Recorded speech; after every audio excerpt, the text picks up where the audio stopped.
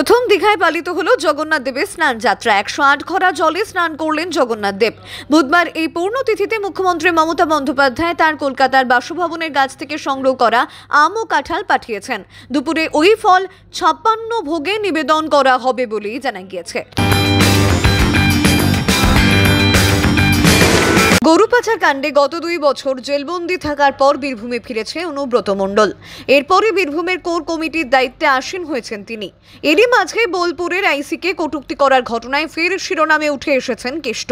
বুধবার বিধানসভায় আনা প্রস্তাবে বিজেপি বিধায়কেরা প্রশ্ন তোলেন, অনুব্রত কিভাবে সরকারি কর্মচারীকে গালি দিয়েও গুরুত্বপূর্ণ এই পদে বহাল থাকতে পারেন। কিন্তু সেই প্রস্তাব খারিজ করে দেন স্পিকার বিমান বন্দ্যোপাধ্যায়।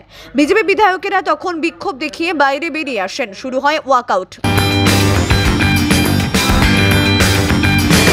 আসলে বেরিয়ে পড়ে রাস্তার কঙ্কালসার চেহারা। এই নিয়ে বুধবার বিধানসভায় মন্তব্য রাখেন বিধায়কেরা। সেই সঙ্গে পূর্ত দপ্তরের ভূমিকা নিয়েও প্রশ্ন তোলেন তারা। এরপরই পূর্তমন্ত্রীকে ড্রপ বক্সের ব্যবস্থা করার নির্দেশ দেন স্পিকার বিমান বন্দ্যোপাধ্যায়। পাশাপাশি বিষয়টি দেখে নেওয়ার নির্দেশ দেন মন্ত্রীকেও। সংস্কারের জন্য জুন মাসে 3 দিন ভোরে বন্ধ থাকবে দ্বিতীয় হুগলি সেতু। পূর্ত দপ্তর সূত্রে খবর, আগামী 13ই জুন, 14ই জুন এবং 15ই জুন ভোর 4:30 থেকে সকাল 7:30 পর্যন্ত এই সেতুতে গাড়ি চলাচল পুরোপুরি বন্ধ থাকবে। ওই 3 ঘন্টা লরির মতো ভারী পণ্যবাহী গাড়ি নিবেদিতা সেতু হয়ে কলকাতা ঢুকবে। পাশাপাশি ছোট গাড়ি হাওড়া ব্রিজ দিয়ে চলাচল করবে। তবে 7:30টার পর থেকে ফের বিদ্যাসাগর সেতু দিয়ে গাড়ি চলাচল স্বাভাবিকভাবেই হবে বলে জানা গিয়েছে। রাজ্য জুড়ে প্রায়শই দুর্ঘটনার খবর সামনে আসে। এবার এই পথ দুর্ঘটনা এড়াতে নির্দেশ দিলেন সুপ্রিম বোর্ড সেফটি কমিটি। রাজ্যের মুখ্য সচিব মনোজ পানকে চিঠিতে জানানো হয়েছে, 3 বছরে অন্তত একবার রাজ্যের মধ্যে থাকা সমস্ত সেতু এবং কালভার্টের অডিট করতে হবে। রাজ্য সরকার এবং জাতীয় সড়ক কর্তৃপক্ষের অধীনস্থ সমস্ত সেতু এবং কালভার্টই এই আওতায় পড়বে।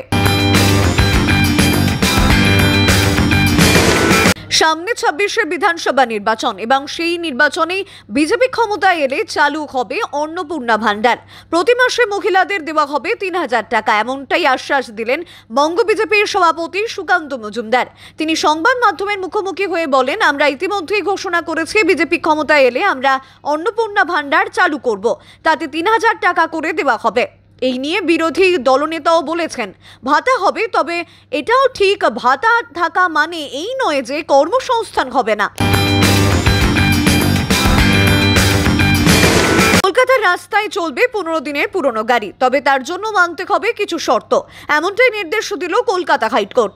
নতুন নিয়ম অনুযায়ী কোনো বাণিজ্যিক যান 15 বছরে পুরনো হলে তার রাস্তার উপযোগী কিনা তা যাচাই করতে বছরে 2 বার ফিটনেস সার্টিফিকেট নিতে হবে।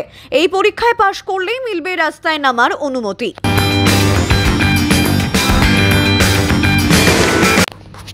ক্রমশ বাড়ছে করোনা আক্রান্তের সংখ্যা। বর্তমানে রাজ্যে মোট আক্রান্তের সংখ্যা দাঁড়িয়েছে 747-এর ঘরে। কিন্তু তারপর থেকে কেন্দ্রের পোর্টালে নেই বাংলার কোভিড তথ্য।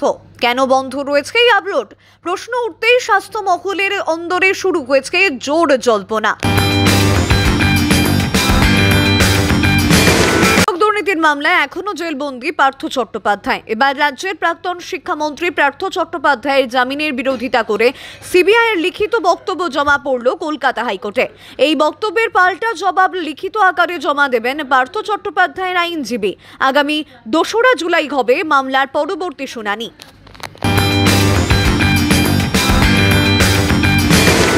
টোটোর বিরুদ্ধে একাধিক অভিযোগ তুলে ধর্মঘটের পথে হাঁটল হুগলি জেলা বাস অ্যাসোসিয়েশন।